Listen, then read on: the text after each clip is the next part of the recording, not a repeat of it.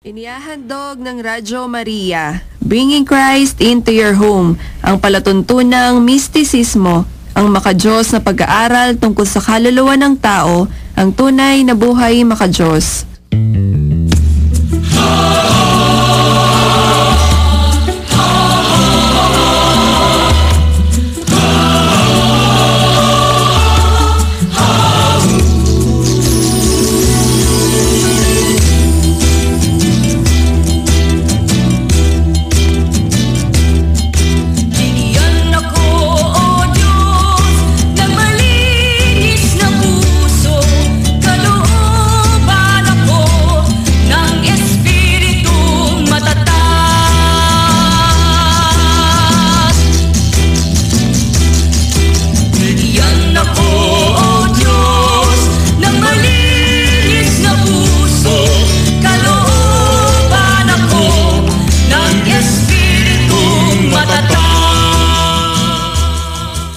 Sa mapayapang pakikinig po sa inyong lahat, mga minamahal naming taga-subaybay ng Radyo Maria, Bringing Christ into Your Home. Brother Ronnie Aclo po. Magandang gabi po at sumayin lahat ng kapayapaan. Magandang gabi pong muli. Ako po si Sister Marjorie ng San Rafael. Pagpalang gabi po sa inyong lahat, mga giliw namin tagapakinig ng Radyo Maria. Brother Romy po ng Angeles City. Muli po ang pagbati ng isang mabiyayang gabi sa inyong lahat, mga minamahal naming taga-subaybay ng himpilan ng ating mahal na ina, ang Radyo Maria Philippines, Bring Christ into Your Home.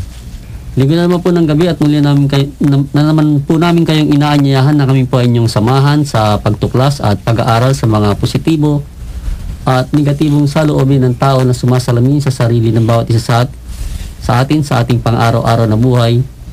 Dito po sa programang ang mistisismo ng ating pananampalatayang Kristiyano-Katoliko, ang tunay na buhay makadiyos.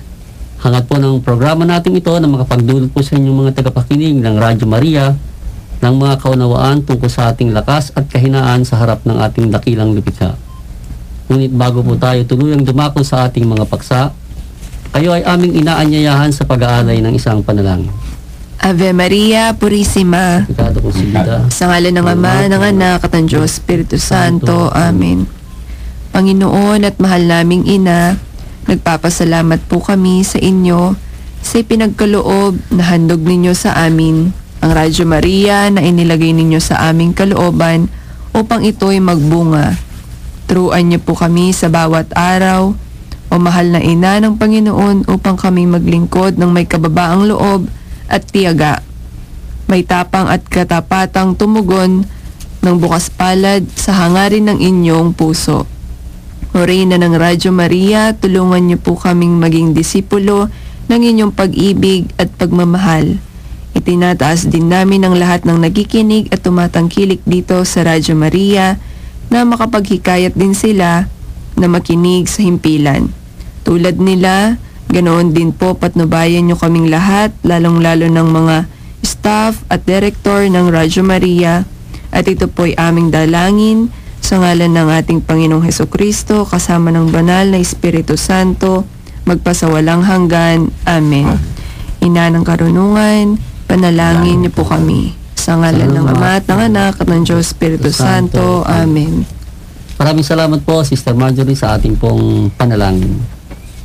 At isang paalala po muli ng ating himpilan, ang mga programa po ng ating himpilang Radyo Maria ay maaari rin po nating mapakinggan sa mga karating probinsya sa buong Pilipinas at sa buong mundo sa pamamagitan ng live audio streaming ng Radyo Maria sa www.radyomaria.ph at sa website ng World Family of Radyo Maria sa www.radyomaria.org. Muli po ang pagpupugay po sa inyo, mga minamahal na mga taga-subaybay, ng magandang gabi po at mapayapang pakikinig po sa himpilan po ng ating mahal na ina. At narito naman po ang inyong mga abang lingkod sa Himpapawid upang kayo po ay aming muling dulutan ng mga kaalaman at mga kaunawaan po sa ating pong pang-araw-araw na buhay na karugtong po ng ating buhay espiritual. At narito po muli ang ating mga kapatid pong masisipag sa pagdudulot sa inyo ng mga kaunawaan tungkol po sa ating mga espiritual na pangangailangan. Batiin po natin sila. Magandang gabi po sa inyo, sister, brother. Magandang gabi din po, Brad. Kamusta po ba ang ating bagong taon? Manigo naman po. Manigo. Masaya. Masaya. Mukhang masaya nga, brother Robert. Masaya nga nakawala ako eh. May panibagong yugto na naman ng buhay, ano? Sa panibagong taon to at ng pagpasok ng taong 2017, ano po, sa buhay natin. Sabi nga po, panibagong taon na naman po, no? Ng ating pakikibaka sa buhay natin na pinagkalob sa atin ng Diyos, ano? At hinihiling po natin na dinadalangin natin na tayo po pagkalooban ng mabuting kalusugan, ano po, at hindi man po tayo sinasabing yumayaman, ano po, mga minamahal na mga taga-subaybay, subalit sabi nga po, ang kalusugan po ay isa sa mga kayamanang na ibibigay po ng ating Panginoong Diyos na higit sa lahat, ano po, sapagkat ito po ang nagiging lakas po natin upang magsagawa po ng mga bagay-bagay para po sa buhay na walang hanggan. Sabi nga po sa ating pong pangkatawan na buhay, hindi po tayo nagkakaroon ng kalakasan, wala po tayong magagawang anuman, ano po. Kaya ito po ang ating pong pangkatawan na ang kailangan ay ating pong hinihiling na pagkalooban po tayo ng ating Panginoong Diyos ng kalusugan. At sa panibagong gabi pong ito ng ating pong pagsasama-sama, mga minamahal ay mga taga-subaybay, sa gabi pong ito na tayo po magsasama-sama. Nandyan po kayo sa inyong mga bahay, saan man kayong sulok ng bahay ninyo. Sabi nga po, kung kayo po ay patuloy na nakatutok dito sa himpilan po ng ating mahal na ina, ito po kami ngayon na inyo pong muling napapakinggan upang kayo po ay hatiran ng mga kaunawaan tungkol sa ating pong mga bagong paksa dito po sa programa nating ang mistisismo o sabi nga po ang pananampalatayang Kristiyano-Katoliko ang tunay na buhay maka-Diyos. Kasama po ang ating mga kapatid na maghahatid po. Pero bago po tayo pumasok sa ating pong paksa, sa panibagong gabing ito, atin pong bigyan ng balik tanaw yung pong ating nakaraang tinalakay. Ano po ba yun? Yung tinatawag, yung paksa nating Pagkabalisa. Opo. Na ito nga po ay isang sitwasyong dinadatnan tayo na hindi tayo mapalagay, no, na apektuhan po ang ating pag-iisip at yung katawan po natin at kalusugan. Na ito ngang pagkabalisa nito ay pinagmumulan niya yung mga alalahanin po natin sa buhay. No? For example po, yung mga walang permanenteng trabaho, may sakit sa pamilya, no? Mga bayarin po, material.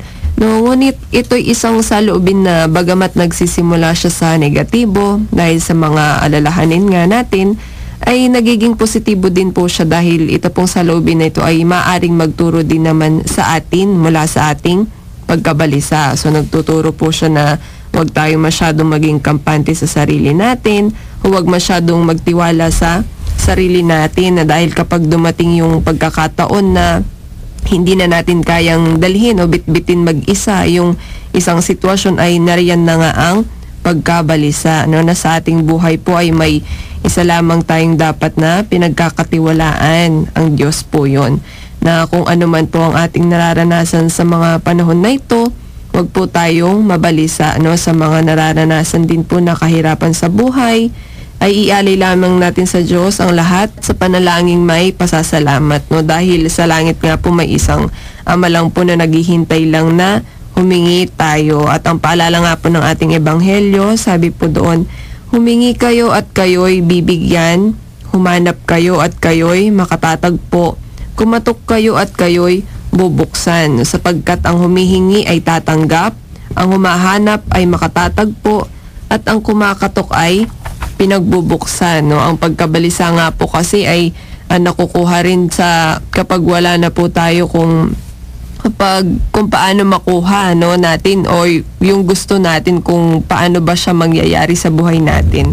No, yung mga alalahanin natin na gusto natin sa buhay na matupad po yun, na minsan po sa mga pag-aalalang ito, no, na gusto nating makamit, nakakalimutan na po nating magtiwala sa Diyos, no, na nakakalimutan natin na hindi naman nating maaring mangyari o makamtan lahat ng ayon sa gusto lamang po natin, no? Dahil binibigyan lamang tayo ng Diyos kung ano lang po yung makakabuti po sa atin, no? Kaya't sa lahat po ng mga kailangan po natin sa buhay, ay lapit lamang po natin ito sa Diyos, na humingi po tayo sa Kanya sa pamamagitan ng pananalangin.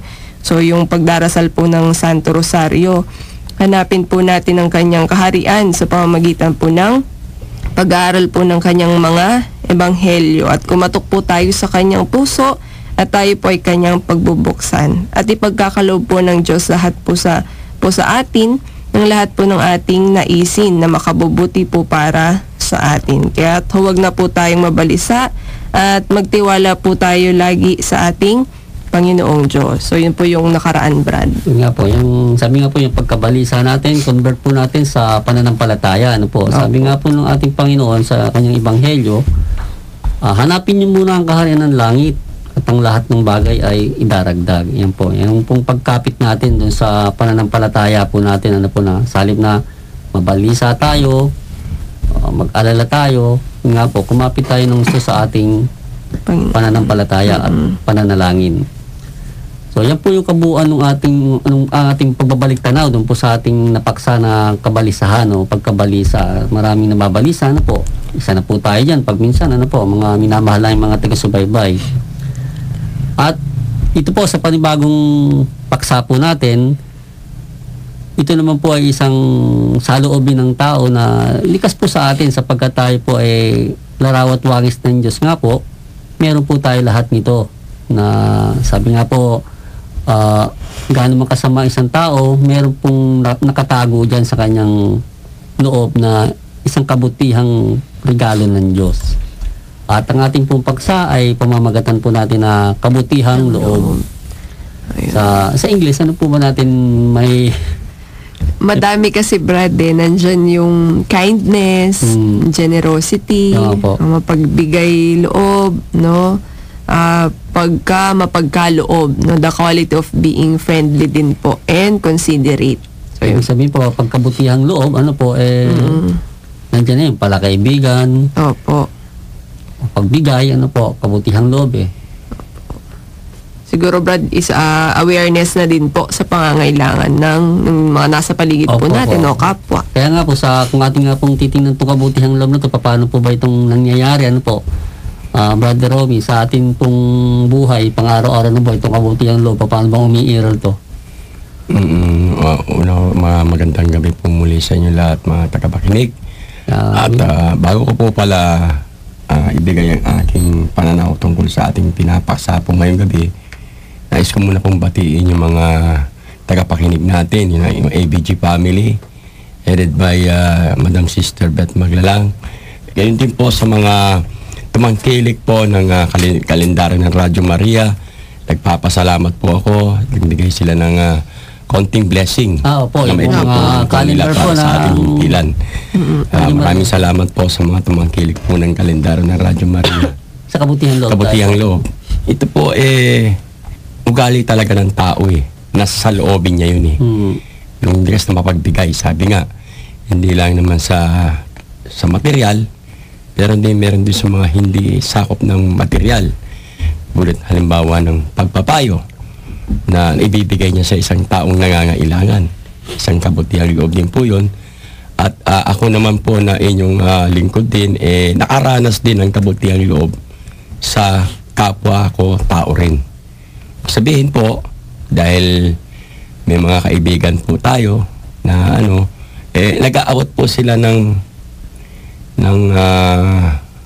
yung sabihin natin blessing na sumusobram naman para sa kanila. Bahaginan din ako ng mga damit, ng mga pangkasuotan, dahil po sa kabutihang loob nila, nakarating po sa akin yun. Yun po, isa po yan sa mga nakapaloob sa corporal works of mercy. Nga po. Yung mga pangkatawan na pangangailangan at pagtulong natin. Opo. Meron din naman po yung kabutihang loob na dahil sa pagpapayo, isa namang problema, halimbawa sa kaibigan, meron siyang namang problema siya, kung tawagin nga ito, unsolicited advice, sabi nga. Pero dahil sa kabutihang loob niyan, napapayuhan niya yung tao na medyo mabigat na sa loobin. Dahil sa kabutihang loob, nabibigyan niya ng magandang pagpapayo para na sa ganun, magkaroon ng kaliwanagan yung taong nagkakaroon ng problema.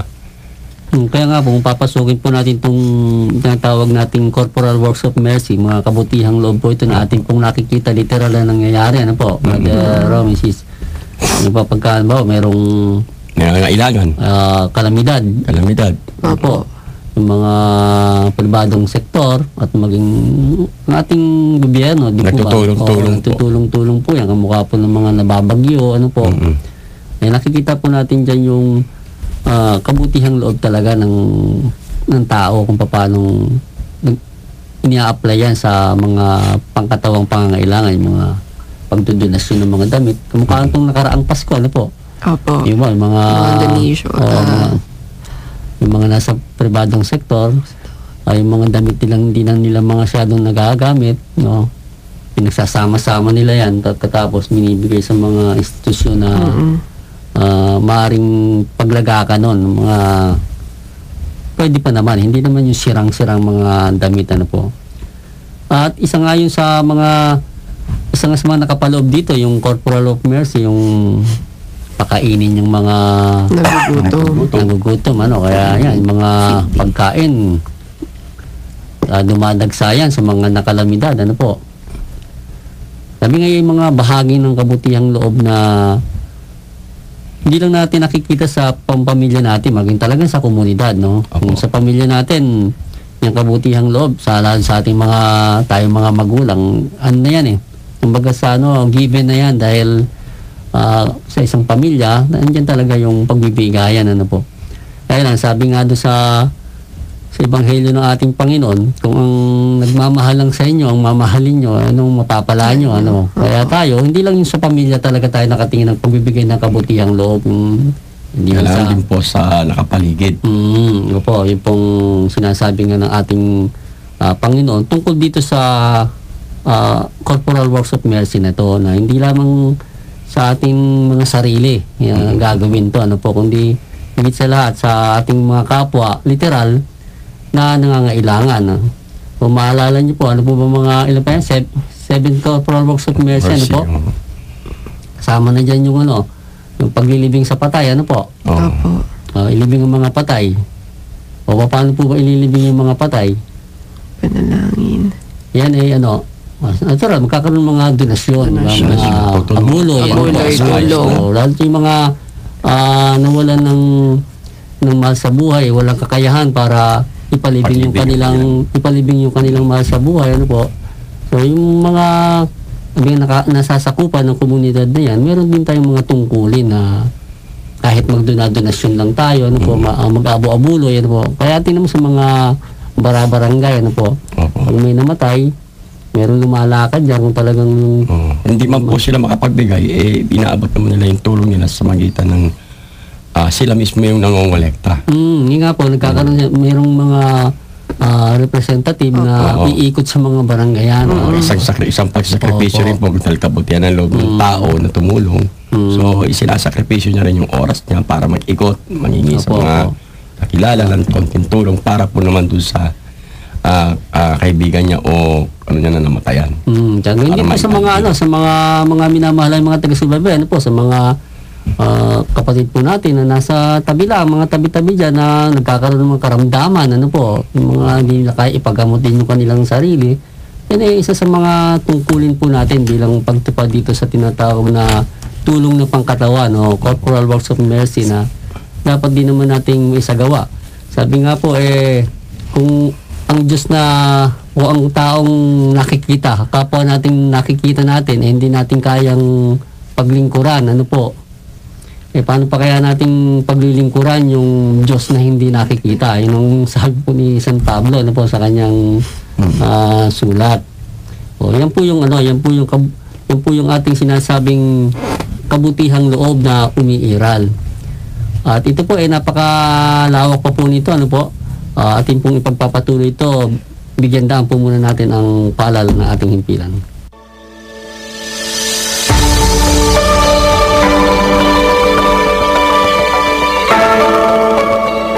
I am Bishop Rodolfo Beltran.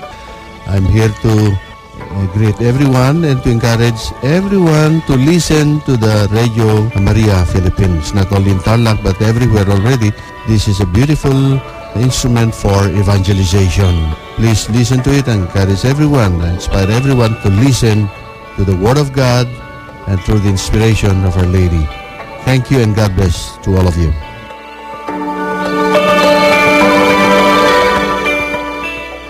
Nagbabalik po ang tunay na buhay mga Diyos o ang mistisismo at kayo patuloy pa rin nakikinig sa himpilan ng ating mahal na ina, ang Radyo Maria, bringing Christ into your home.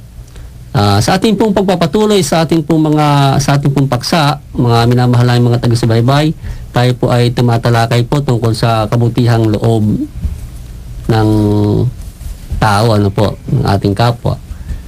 Tanong nga po rito, bakit ba kailangan nating gumawa nito? Brother Romy, bakit ba tayo kailangan magkaroon ng kabutihang loob? Bakit ba natin kailangan itong gawin? Tama po yung aking naalala, di ba? Sabi nga po, kung ano ang ginawa mo sa iyong pinakamaliit na kapatid, para mo na rin ginawa sa akin. So yun nga po, no? Kaya dapat natin kasi isa ito sa mga iniutos. Iniutos nga po talaga ng Panginoon ito, mga minamahal mga taga-subaybay. Kaya dapat natin gawin. Kaya po, nararapat talaga po natin gawin. Yun nga po yung sinasabi ng Panginoon bago umalis sa mga, binyagan ninyo ang lahat ng bansa at turuang sumunod sa lahat ng pinag-utos ko. Oo nga po. Kaya kailangan talaga dapat po inuutos kaya kailangan po natin gawin kasi po iniutos ng ating Panginoon Kristo. So ito po ay isang obligasyon, masasabi natin na dapat natin gawin kung gusto nating sumunod kay Kristo. Kay Kristo, sa ating Panginoon. Sumunod sa kanyang mga iniuutos. Nga po. Kaya po kung marami po kasing tao na hindi nakakaintindi bakit gagawa ng kabutihang loob, pakialam ko sa mga taong yan, ganyan. Meron po mga ganung klaseng tao, patawarin po sila ng Diyos, ng ating Panginoon Kristo, sapagkat di pa nila nalalaman ng kanilang sinasabi. Pero sabi nga po, bilang tayo po na nandito po, at tayo po tumatalakay ng ganitong mga paksa, ito po yung mga saloobin na biyaya po sa atin ng Diyos. Kamukha nga po ng ating pong pinagdiriwang na kapistahan ngayon. Ano pong kapistahan ngayon, Sister Marjorie, sa ating Ebanghelyo? The Epiphany of our Lord. Opo. Sabi nga po, yung pagregalo sa ating Panginoon Kristo ng mga pantas. Opo. Tatlong mago. Tatlong mago, po.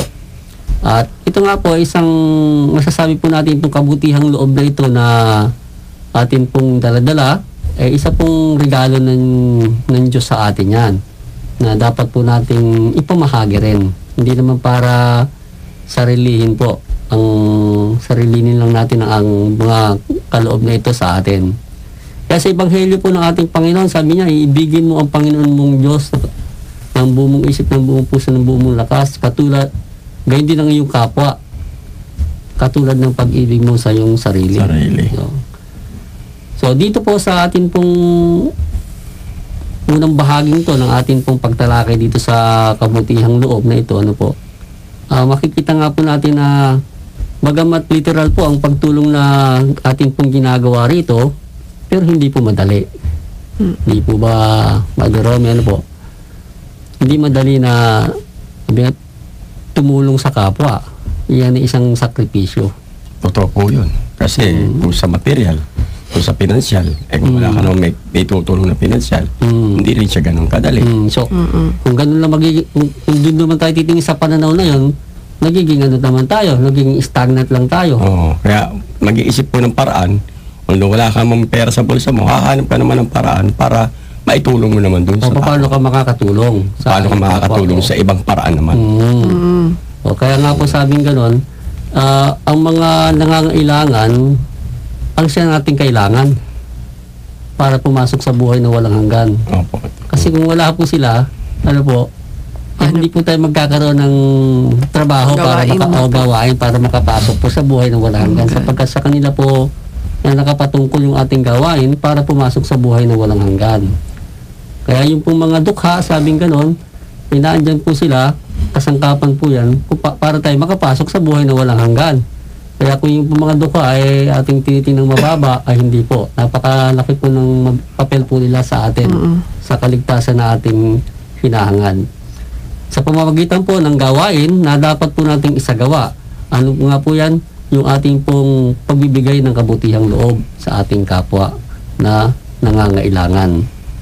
Sa kapwang nangangailangan, hindi man po sa literal, meron din po naman tayong sa mga spiritual. Kamukha nga po nung binabanggit ni Brother Romy kanina, ano po, yung, sabi nga yung kabutihang loob, yung sa pamamagitan ng pagpapayo. Pagpapayo. So yun eh, nasa bahagi na po ng ng spiritual. Pero, excuse me po, may naalala pa akong isang istorya sa banal na kasulatan na pagpapakita rin po ng kabutihang loob. Naaalala ko po yung istorya ng The Good Samaritan. Di ba? Na nadaanan ilang tao na yung dumaan doon sa isang tao may sakit, na nangangailangan ng tulong pero nilampasan lang. Pero itong isang Samaritano na lang makita niya, na imbis na sa lampasan niya, tinulungan niya.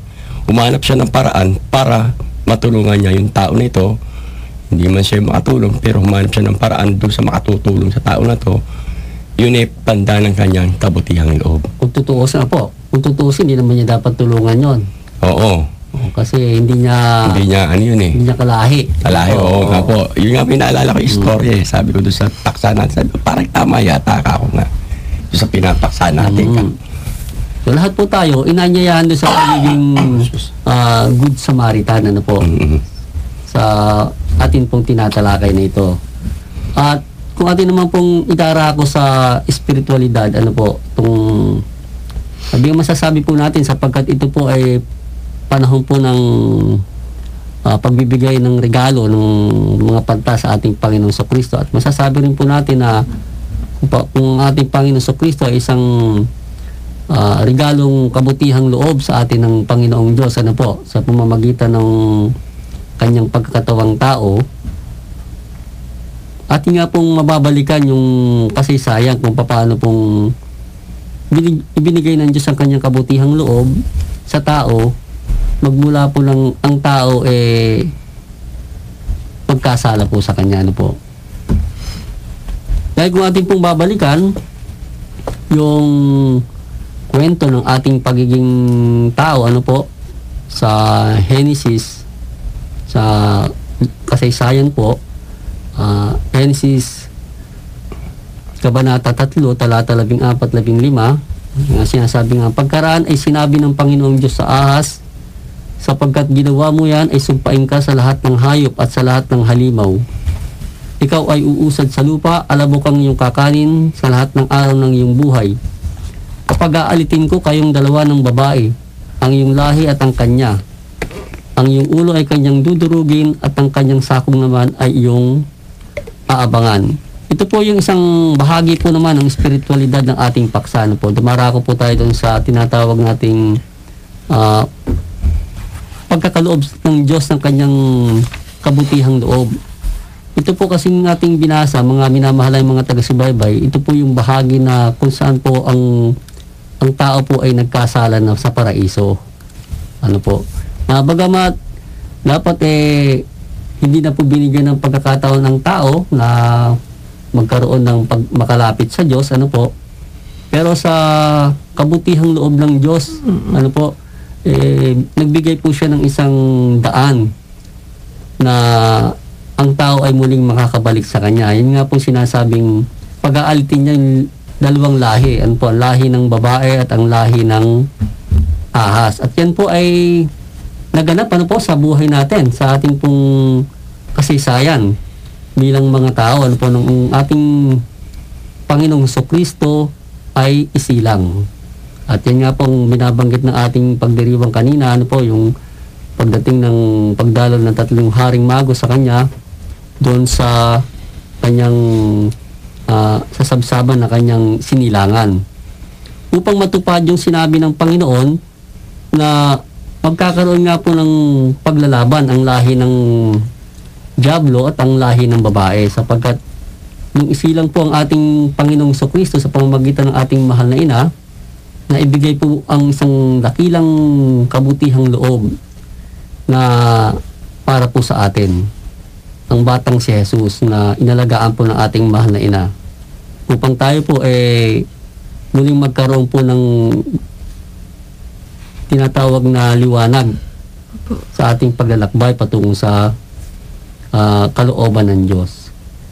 At ito pong kabutihang loob nito ng Diyos na atin pong tinatamasa hanggang ngayon, patuloy po nating pinagdiriwang yan sa Kapaskuhan at higit sa lahat po yung pagdating po ng tinatawag nating mga panahon ng Lenten season, ano po, yung pagkunita. Kwaresma, ano po, ng kung paano pong idinaos na po yung pinakadakilang kaganapan ng kabutihang loob na ipinakita ng Diyos sa atin sa pamamagitan ng pagkabayubay ng kanyang anak sa krus.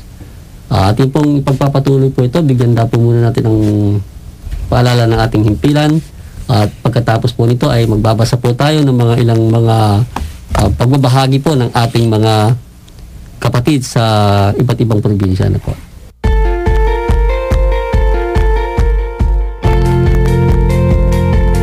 Sa mga listeners at friends ng Radio Maria, huwag po nating kalimutan i-like ang Facebook page ng Radio Maria sa www.facebook.com/Radio Maria Philippines o i-search ang Radio Maria Philippines at i-follow ang ating Twitter account at Radio Maria PH at gayon din ang ating Instagram account. I-search at i-follow lamang ang Radio Maria Philippines. Welcome to the Radio Maria family.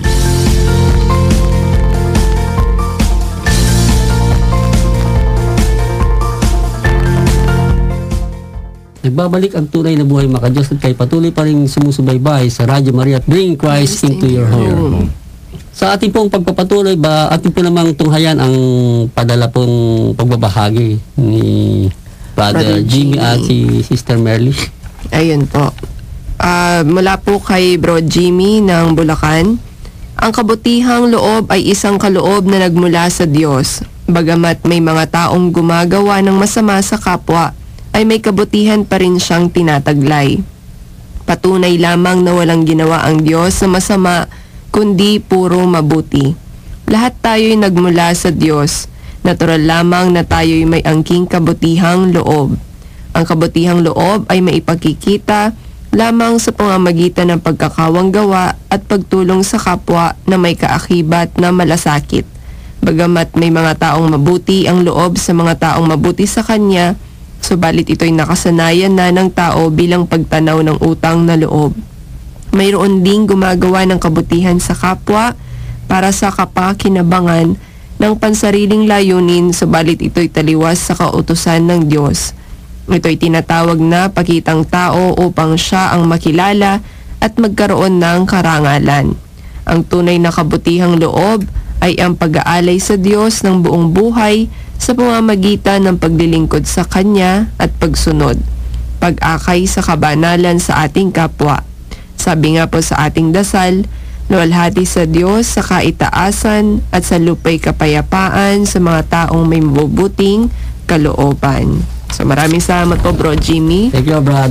Brad, Opo. thank you. At kay Sister, galing naman po sa ating Sister Merly, ang may kabutihang loob ay iyong taong laging umaasa sa Diyos na makamtan ang banal na pagtulong at handang sumunod sa kalooban niya sa kanyang pang-araw-araw na buhay. At siya'y lalong nasisiyahan sa tunay na kapayapaan na siyang lalong dakila kaysa ano pa mang aliw. Ang may mabuting loob ay matulungin sa kapwa, handang magtiis, may disiplina sa sarili, handang magbata alang-alang sa mahal sa buhay at higit na pinapahalagahan ang Diyos na lumikha ng lahat.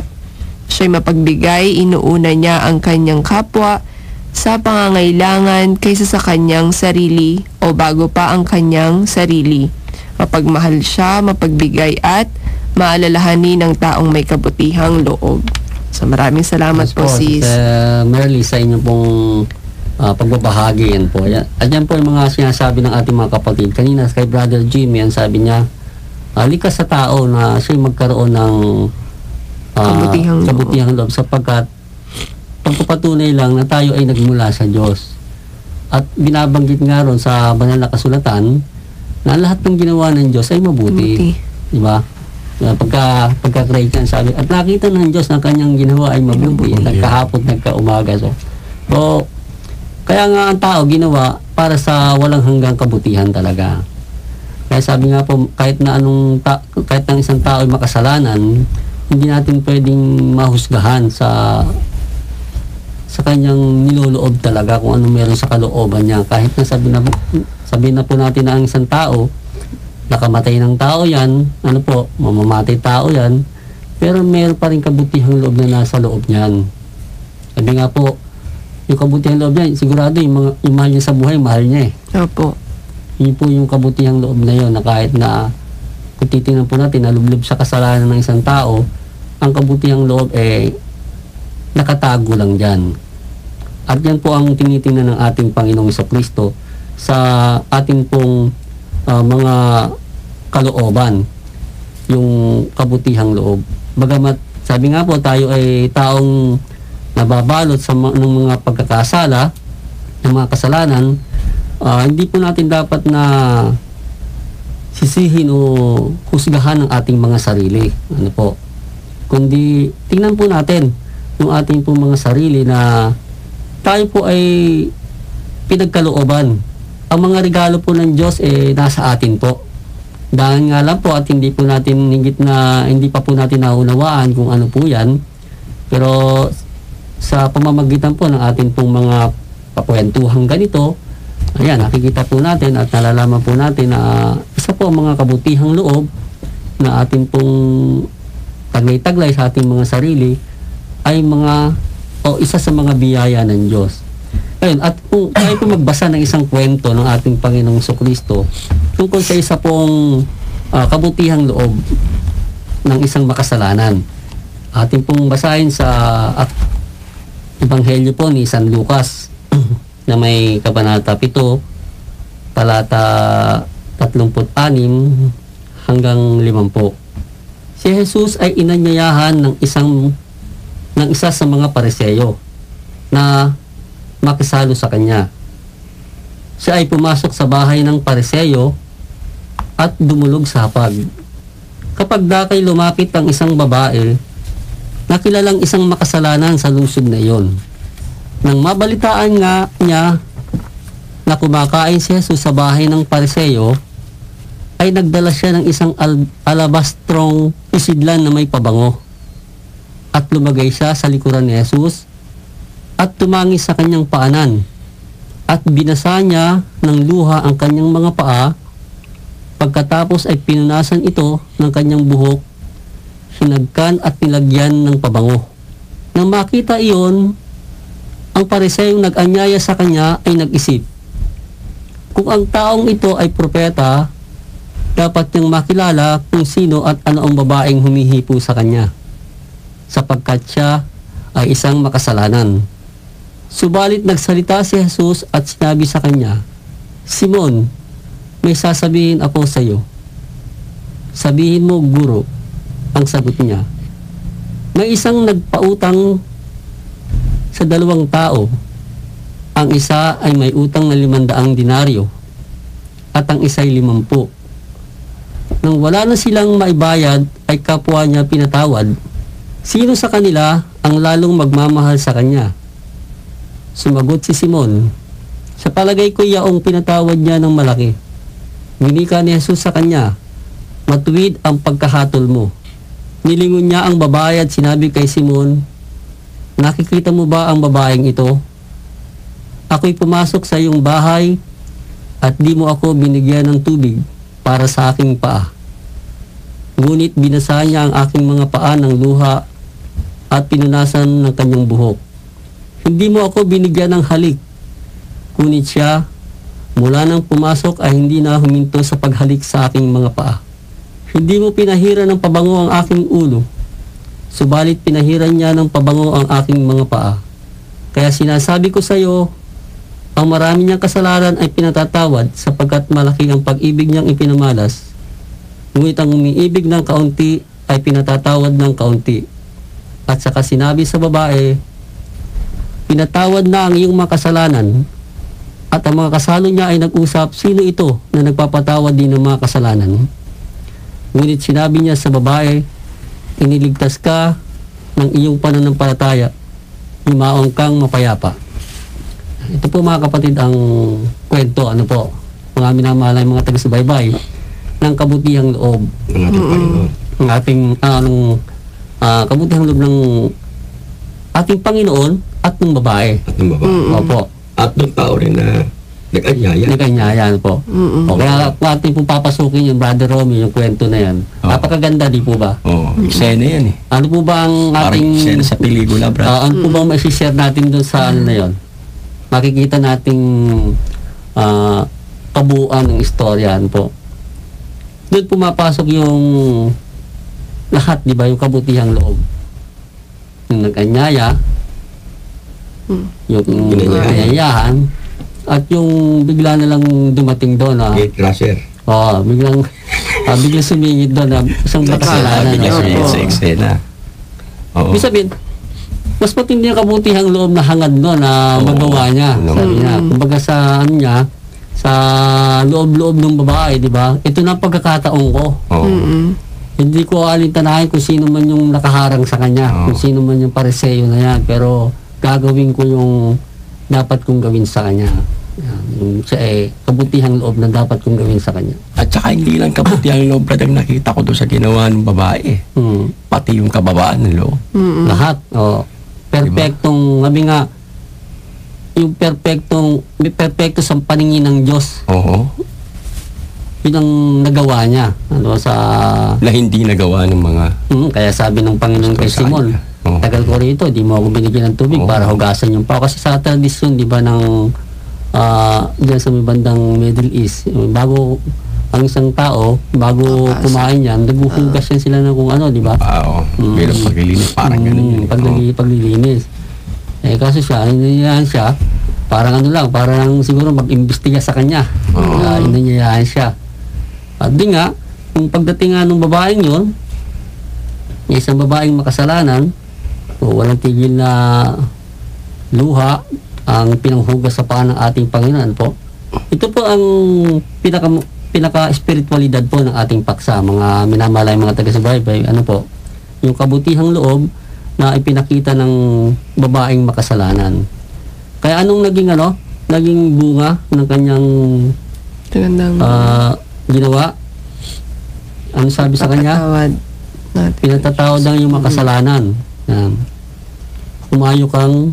Yumaong kang mapayapa. Binagkalooban siya ng kapayapaan dun sa kanyang nagawang kabutihan na yun sa ating Panginoong Kristo.